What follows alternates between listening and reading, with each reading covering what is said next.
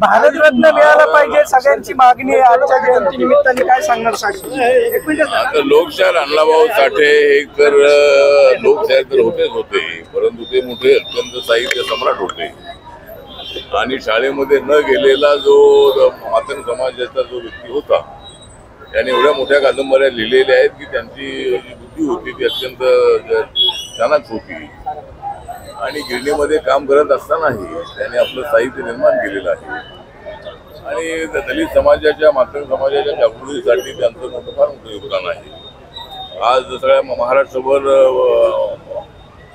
साहित्य सम्राट अण्णाभाऊंची जयंती साजरी होते आणि पुणे हे अत्यंत मातंग समाजाचा मोठा बबाली किल्ला आहे आणि या ठिकाणी प्रत्येक वर्षाला हजारोच्या संख्येने लोक या ठिकाणी येतात आणि मी सुद्धा तिथे पार्लमेंट असतानाही अण्णाभाऊंची जयंती असताना मी आलेलो आहे आणि अण्णाभाऊंना भारतरत्न मिळालं पाहिजे ही मागणी मी पार्लमेंटमध्ये केलेली आहे।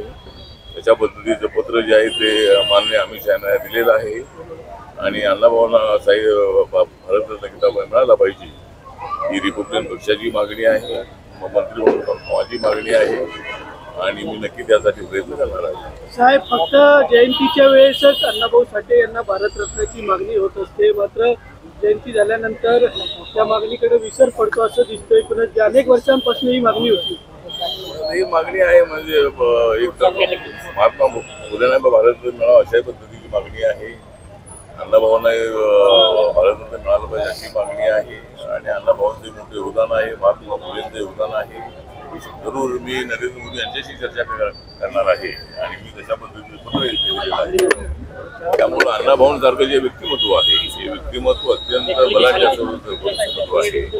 बाबासाहेब आंबेडकरांनी जसा समाज जागृत केलेला आहे तसा अण्णाभाऊंच्या माध्यमातून मातंग समाज प्रचंड जागृत झालेला आहे। अण्णाभाऊंचे पुतळे अनेक ठिकाणी आपल्याला पाहायला मिळतात आणि महाराष्ट्राच्या अनेक जिल्ह्यामध्ये मातंग समाज मोठ्या संख्येनं आहे।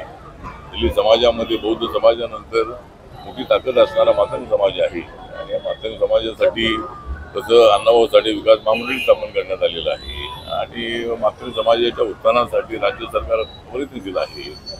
परंतु आता राज्य सरकारच्या वतीनंही माननीय मुख्यमंत्री आणि माननीय उपमुख्यमंत्री जे आहे एकनाथ शिंदे जे आहे, देवेंद्र फडणवीस आहे, त्यानंतर अजितदादा पवार आहेत, त्यांना एकदा मातंग समाजाचं शिक्षण भेटलं पाहिजे आणि राज्य सरकारच्या वतीनंही या संबंधाची मागणी करणं अत्यंत आवश्यक आहे। कारण राज्याच्या वतीने शिफारस झाल्यानंतर भारतरत्नाचा विचार होत असतो, तर त्यासाठी राज्य सरकारने प्रयत्न करावा आणि मी सुद्धा मंत्री म्हणून मी RPIचा अध्यक्ष म्हणून मी त्यासाठी प्रयत्न केला आहे। मातंग समाजाच्या जागृतीमध्ये अण्णाभाऊंचं फार मोठं योगदान आहे, लहुजी वस्ताद आहे त्यांचं मोठं योगदान आहे। त्यामुळे मातंग समाजाच्या पाठीशी रिपब्लिकन पक्ष ताकद नको आहे। रिपब्लिकन पक्षाने मातंग आघाडी सुरू केलेली आहे आणि आमचे हनुमान साठे जे होते त्या समाजामध्ये नाही, त्यांना आम्ही महाराष्ट्राचं अध्यक्ष बनवलं होतं आणि ठिकठिकाणच्या मातंग समाजाला रिपब्लिकन पक्षामध्ये आणून बौद्ध आणि मातंग यांची जी एकता आहे ती निर्माण करण्याचा आमचा प्रयत्न आहे। त्यामुळे मातंग समाजाच्या पाठीशी RPI कायम उभा राहणार आहे। त्यांच्या ज्या अडचणी आहेत त्यांच्या अडचणी पूर्ण करण्यासाठी नक्की मातंग समाजाच्या पाठीशी आम्ही आहोत आणि अण्णाभाऊंचं स्वप्न साकार करायचं असेल तर आपण अण्णाभाऊंचं बाबासाहेबांचं स्वप्न साकार करायचं असेल सर्व दलितांनी सामाजिक दृष्टिकोनातून आलं पाहिजे, त्यासाठी माझा प्रयत्न सुरू आहे।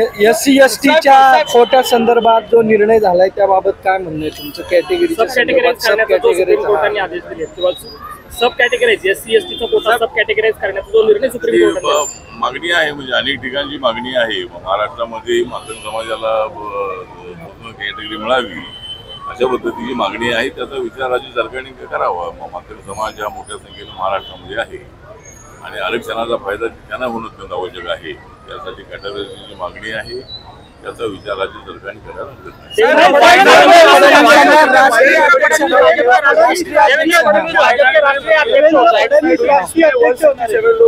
तो वायनाड में जो भी घटना हुई है, वायनाड जो क्षेत्र है, एक क्षेत्र राहुल गांधी जी का क्षेत्र है और वो वहाँ से 2 बार चुनकर आए हैं और जिस तरह माननीय अमित शाह जी ने भी ये बताया है कि भाई इसकी सूचना राज्य सरकार को दी थी कि भाई ऐसा कुछ हो सकता है, लेकिन राज्य सरकार ने वहाँ ध्यान नहीं दिया राहुल गांधी जी ने वहाँ ध्यान देने की आवश्यकता थी। मेंबर ऑफ पार्लियामेंट उन्होंने वहाँ अध्यक्ष ज़्यादा ध्यान देने की आवश्यकता थी, लेकिन राहुल गांधी जी ने ऐसा कुछ नहीं किया है। लेकिन कम से कम 164 लोगों की मृत्यु वहाँ हुई है, लोग बेसहारा हो गए हैं और भारत सरकार उनके साथ है, उनके बारे में हमें चिंता भी है और ऐसी घटना ना घटे इसके लिए जरूर मतलब प्रयत्न होना चाहिए, लेकिन राज्य सरकार ने यहाँ ध्यान देने की आवश्यकता है। सर एक ऐसी चर्चा है की देवेंद्र फडणवीस राष्ट्रीय अध्यक्ष होतील वाटतं का? हा, तुम्हाला वाटतंय का असं होऊ शकतात का ते? असं वाटतं की ज्या पद्धतीनं नितीन गडकरी यांचा नंबर लागलेला होता आणि महाराष्ट्र हा जसा भारतीय जनता पार्टीचा कमाली किल्ला आहे, त्यामुळं देवेंद्र फडणवीस डेप्युटी मुख्यमंत्री आहेतच आहे, परंतु JP नड्डा यांचा कार्यकाळ संपत आलेला आहे, त्यामुळं त्यांना कुणाला तरी अत्यंत आहे. त्यामुळे देवेंद्र फडणवीस यांचा एक चेहरा जो आहे तो चेहरा तसा व्यापक चेहरा आहे, अत्यंत ऍक्टिव्ह म्हणून आणि मुख्यमंत्री काम केलेलं आहे. महाराष्ट्राचा अध्यक्ष म्हणून त्यांचं योगदान फार मोठं आहे. भाजप नेतृत्वाला महाराष्ट्रात फडणवीस नको आहेत का? म्हणजे असं काय नाही, महाराष्ट्रामध्ये तर ते आहेतच आहेत आणि दिल्लीला गेली तर ते महाराष्ट्रामध्ये राहणारच आहे. त्यामुळं जर त्यांना राष्ट्रीय अध्यक्षपदाची जबाबदारी मिळाली तर गोष्ट आहे. उद्धव ठाकरे म्हणतात पण ही जी बातमी किती खरी की फडणवीस राष्ट्रीय अध्यक्ष तरी म्हणजे आता अनेक लोकांच्या नावाचा विचार सुरू आहे, त्याच्यामध्ये देवेंद्र विचार होतो आहे, गोष्ट चांगली आहे. आणि जर देवेंद्र फडणवीस जर राष्ट्रीय अध्यक्ष झाले तर भाजप जो आहे तो भाजप मजबूत करण्यासाठी अजून त्यांचा चांगला उपयोग होऊ शकतो. त्यामुळे त्याला जी संधी तर नक्की मला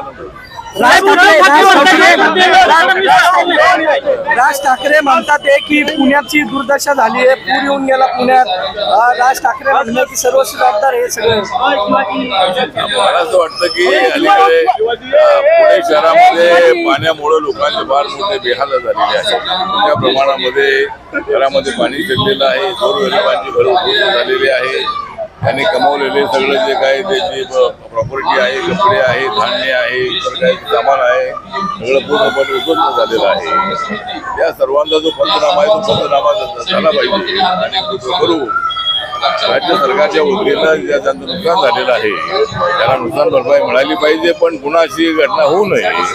माणसाचं जे पाणी आहे ते पाणी जे आहे ते एवढ्याला तेवढं सोडलं नव्हतं, तरी पाणी त्या ठिकाणी आलेलं आहे. तर याचा अंदाज घेऊन त्या अधिकाऱ्यांनी सुद्धा लक्ष देणं अत्यंत आवश्यक आहे. आणि पाऊस एवढ्या मोठ्या प्रमाणामध्ये आहे, याचा मोठा पाऊस झाला तर घरामध्ये पाणी जाऊ नये यासाठी विशेष अशी यंत्रणा उभी करणं अत्यंत आवश्यक आहे. आणि महानगरपालिकेने त्याचा अभ्यास करू.